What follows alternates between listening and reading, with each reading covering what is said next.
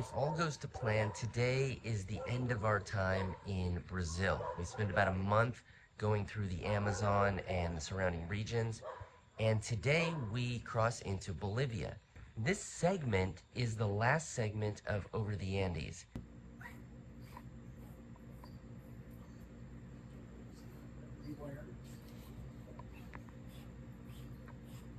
We're crossing into Bolivia today. We're still going to be in the heat. We're actually going along an area that's considered like a drug trafficking route.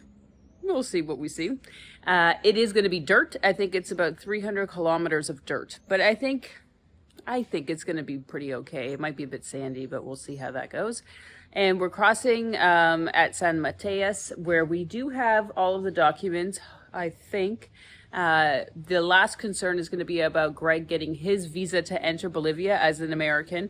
They have to actually have a visa. You can get it on arrival, but you got to fill out all the documents. And I think I filled out everything ahead of time, so he should be good to go, but you never know.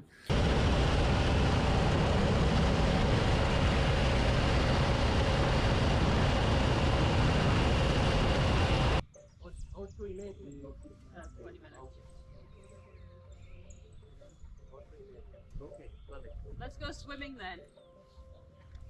Let's go swimming. Okay. We have 20 minutes to wait. You hang on to mine? We've been on the road for about an hour and 20 minutes, and we've reached the border. Other than this car passing right behind me over the border, there really has been almost no traffic this whole time. We've been pretty much alone, which hopefully will continue because that's how we like to roll. But we're at the border now. The fiscal that is supposed to take the stamped vehicle permits that we canceled in Cáceres yesterday, they need to take it. They're not open until 8:30. It's about 8:15. So we've come to this little river here, right literally at the border. This is the borderline. And it's a gorgeous little flowing river, very clear, very whimsy friendly. And so she's enjoying a cool down at 8:15 in the morning when it's already about 36 degrees out.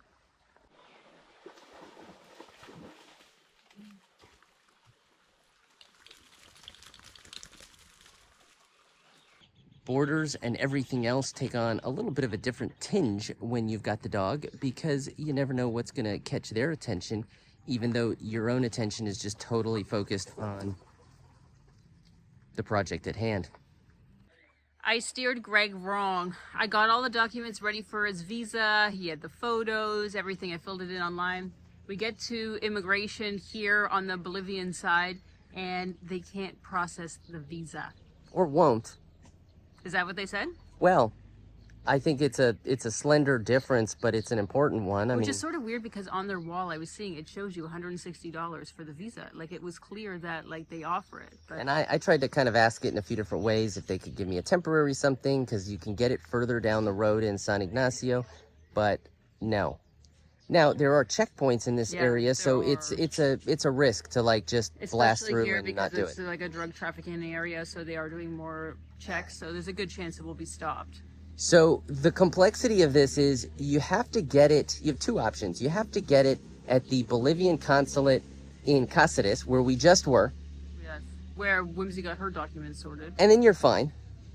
Or there's another crossing sort of further to the west, and that kind of bypasses this area, and then you cruise in after a ways to San Ignacio, which is a bigger town, and you can get it there.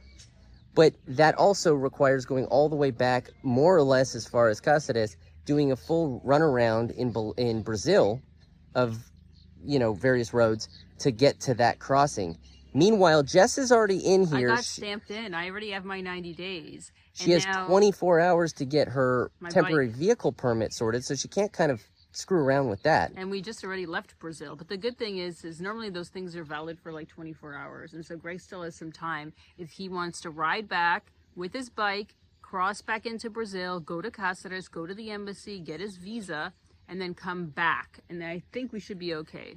Now, there's a particular kind of particularity here in this particular situation, because we didn't just cross the border and get stamped on the Brazilian side, and they've like just stamped us out and we don't exist in that country. No. They stamped us out yesterday, and they stamped out our vehicles yesterday, and they have this, as Jess said, this understanding of like, yeah, you've got 24 hours to clear out.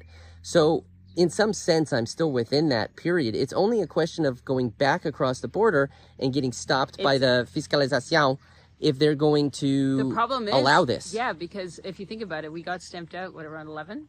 Was it around 11 in the morning? Yeah. And now it's like 8:30? So it's sort of unclear, you know, if what we're playing with here in terms of time. But look, and there's no one who's willingness. checking it. So that's the good thing. There's nobody checking the stamp. Except that they've blocked the road there. You have to go through that that government but I think office. Greg will be able to talk to him. He'll use Google Translate. So that's what we're going to do now, and it's anybody's guess how this is going to shake I'll out. hunker down in the town for the day until Greg comes back.